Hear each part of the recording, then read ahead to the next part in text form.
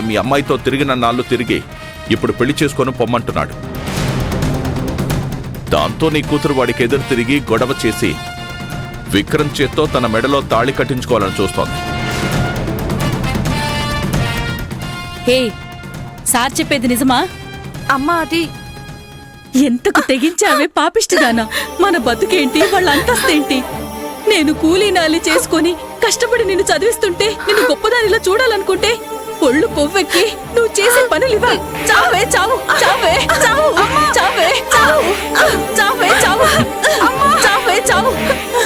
కొడితే పోయిన నీ కూతురు జీవితం వెనక్కి వస్తుందా? విక్రమ్ గాడి పిల్లని పెళ్లి చేసుకుంటాడా? ఇప్పుడు నా కూతురు బ్రతికేంటి సార్? చూడు విజయ,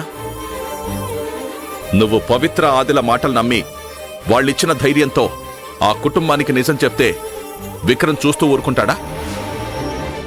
నీ ఫోటోలు వీడియోలు సోషల్ మీడియాలో పెడతాడు. అప్పుడు నీ లైఫ్, నీ పరువు, గొట్టుగా బ్రతుకుతున్న మీ అమ్మ జీవితం ఏమైపోతాయో ఒక్కసారి ఆలోచించు. పవిత్ర ఆదిలు వాడిని ఆపలేరు. నాశనమయ్యేది నీ జీవితమే. చూడమ్మా, జరిగిన తప్పు ఎలాగో జరిగిపోయింది. ఇప్పుడైనా నువ్వు నీ కూతురు తొందరపడకుండా, ఆవేశపడకుండా ఉంటే తన జీవితం నాశనం కాకుండా ఉంటుంది. విజయను కాపాడాల్సింది నువ్వే. కాదు కూడదని విక్రమ్ గురించి నిజం చెప్పాలని చూస్తే బూడిదయ్యేది మీ బతుకులే. తర్వాత మీ ఇష్టం.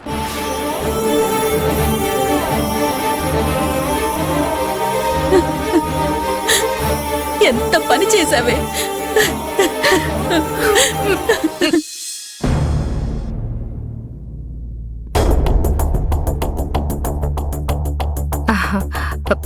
మీరా? రండి రండి, కూర్చోండి. మేం కొంచెం రాజశేఖర్ గారితో పర్సనల్గా మాట్లాడాలి. ఆయన ఉన్నారా? ఉన్నారు, మీరు కూర్చోండి, నేను పిలుస్తాను. పర్లేదండి. అదిగో వస్తున్నారు. నమస్కారం రాజశేఖర్ గారు. నమస్కారం. నన్ను ఆశీర్వదించండి అంకుల్.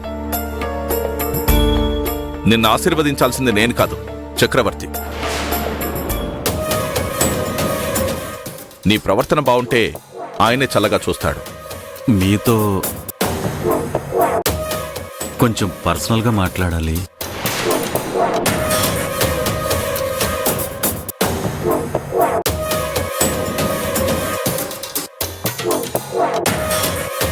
కూర్చోండి.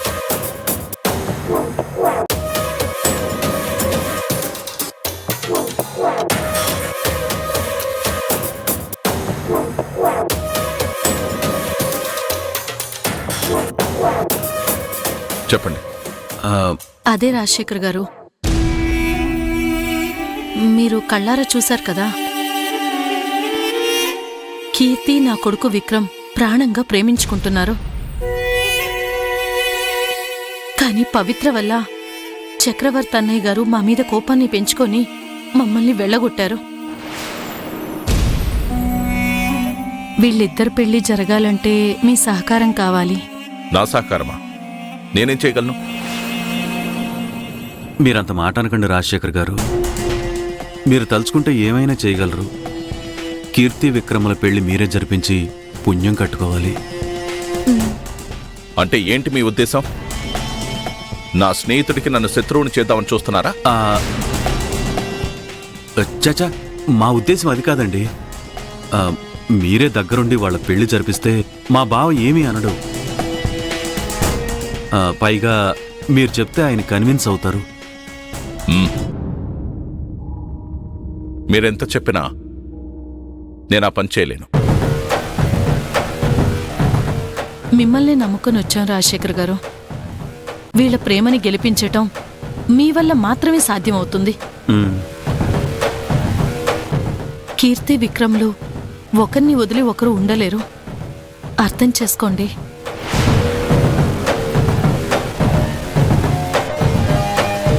నా కొడుకు నా మేనకోడలు ప్రేమించుకోవడం మీకు ఇష్టం లేదా రాజశేఖర్ గారు?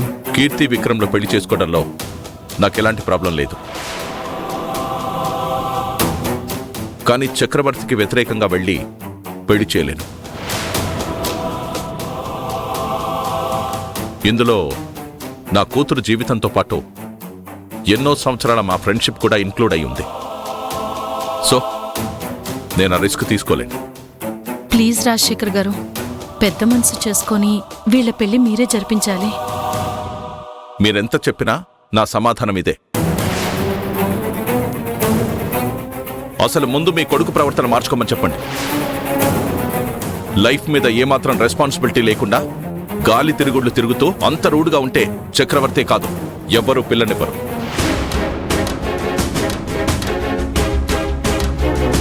ఇక మీరు వెళ్ళొచ్చు.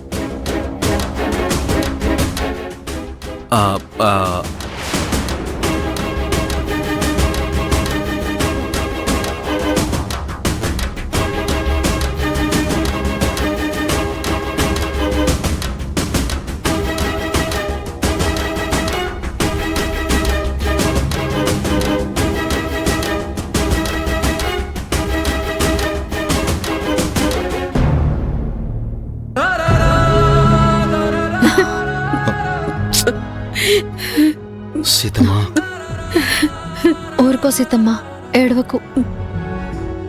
కీర్తిని నా చేతులతో పెంచాను. ఎంతగా తెగించి మాట్లాడుతుంది. విక్రమ్ని ప్రేమించడమే కాకుండా ఆ విషయం తెగేసి అన్నయ్యకి చెప్పింది. అన్నయ్య వాళ్ళని బయటికి వెళ్ళమంటే నేను కూడా వెళ్తానని బెదిరించినట్టు మాట్లాడింది. నా పెంపకంలోనే ఏదో లోపం ఉంది, అందుకే అది అలా తయారయ్యింది.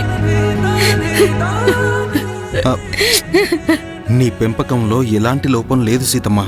నువ్వు అసలు ఆ మాటే మాట్లాడుకు. ఆ విక్రమ్ వాళ్ళు చెప్పిన మాయ మాటలు కీర్తి నమ్మింది, అంతే.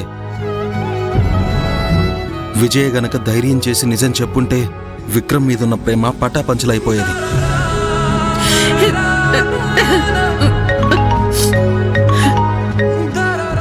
సరోజ ఫోన్ చేస్తుంది.